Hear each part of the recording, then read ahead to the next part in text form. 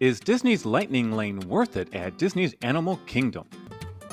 This video is about our experience with these two offerings from Disney parks at Disney's Animal Kingdom theme park. The result that we will go through in this video was from our day at Disney's Animal Kingdom theme park on Saturday, November 23rd, 2024. And we will even show you how to change an existing multi-pass attraction reservation on your smartphone, as I had to. Let's get started. This is what we ordered for Disney's Animal Kingdom. These are the pictures from a confirmation email we received from Disney after Nancy made the purchase. Thank you, Nancy. We were able to make the purchase 7 days before the start of our reservation at Disney's Coronado Springs Resort, even though our day at Disney's Animal Kingdom was 8 days in the future. Here you see it. The cost for each of Nancy and I was $17 for the Lightning Lane Multipass at Disney's Animal Kingdom theme park. And for the single pass Nancy purchased for the Avatar Flight of Passage, she paid $16 each, for a grand total of $70.30, including tax, for the two of us. Remember, the prices vary by theme park and day. Now, this is what our reservations look like on our smartphone. There are lots of YouTube videos out there on how to make these reservations, so we will not repeat that process here. We have even linked some of these videos for both Walt Disney World and Disneyland Resorts in the new Disney for Seniors web. And lastly, the third attraction using the multi-lane pass not shown here was for Navi River Journey. Now, for various reasons, before we arrived at Animal Kingdom theme park, we needed to make changes as we were arriving later in the morning than we had originally intended.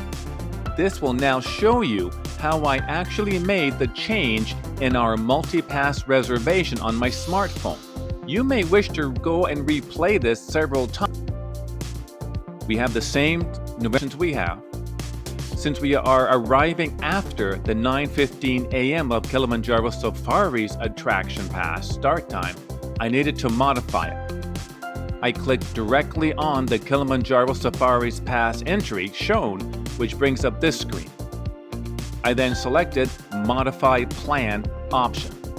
The screen refreshes to show me at that point in time the earliest time slot available to start the attraction would be instead. I scroll back to the top and select the 12:20 p.m. time for Safaris. Now, I still have the option before confirming my selection to see if I want to modify that and become available. I clicked on the Modify Time but AM hour. The 11:30 start time is available. I quickly click with my finger on the 11:30 a.m. start time and then on the Save New Time button. Notice that it now shows 11:30 a.m. start time multi-pass reservation. I scroll down on my smartphone to confirm this change is for both Nancy and myself. I then clicked again with my finger on the Continue button. You must do this. I did not do this the first time I attempted to change the reservation, so I had to start all over. And voila! My 11:30 a.m. start time is confirmed. Hopefully this will help you gain a better understanding of how changing an existing works. We did make one or two more. Now onto our Lightning Lane experience to see if the $70 Nancy paid for us during our day at Disney's Animal Kingdom was worth it.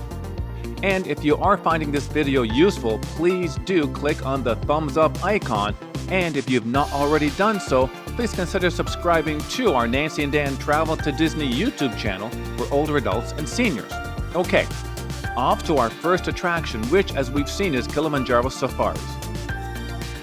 The standby line wait time shown here is 45 minutes. This first Lightning Lane was, as we saw, starting at 11:30. So we will start our clock at 11:30 to see how many attractions and experiences Nancy and I experience on this test if the Safaris. As soon as we checked in for the Kilimanjaro Safaris attraction, we tried to secure a fourth Lightning Lane Multipass reservation, which we did, as you will see shortly. Yes, the Kilimanjaro Safari's attraction is a favorite of Nancy and mine.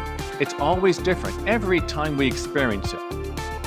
Even the pink flamingos are cute. We learned, actually, that these pink flamingos are free to leave Disney's Animal Kingdom at any time. Their wings are not clipped in any way to keep them there.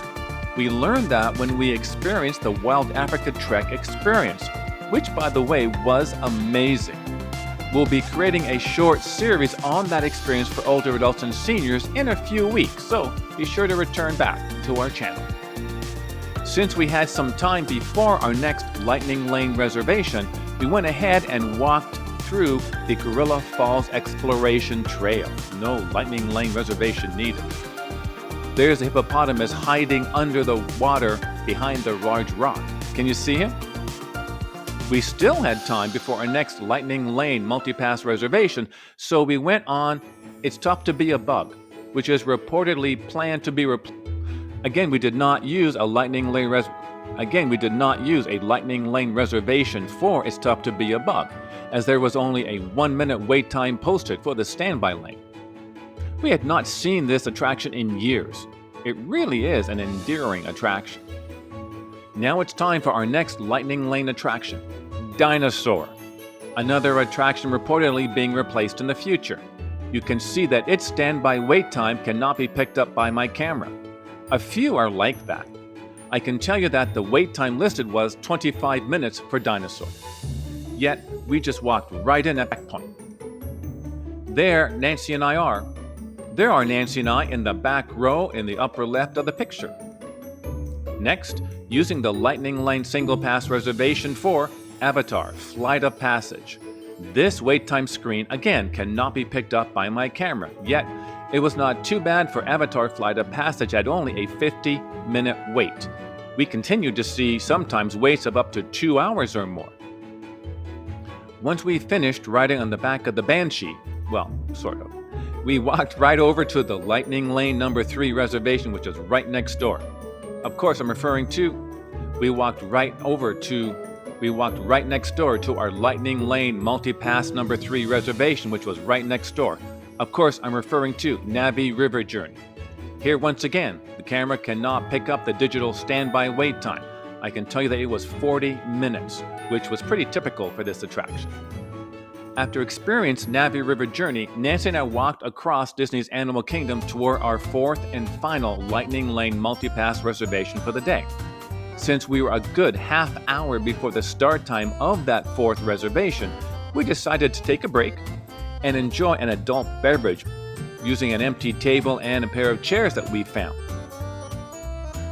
After our half-hour break, we headed towards that 4th and final Lightning Lane multi-pass reservation, Expedition Everest. You can see here that the standby wait time for this attraction was 20 minutes. Now, I'm not a big roller coaster fan. Nancy enjoys them much more than I do. Yet for some reason, I do enjoy Expedition Everest a lot.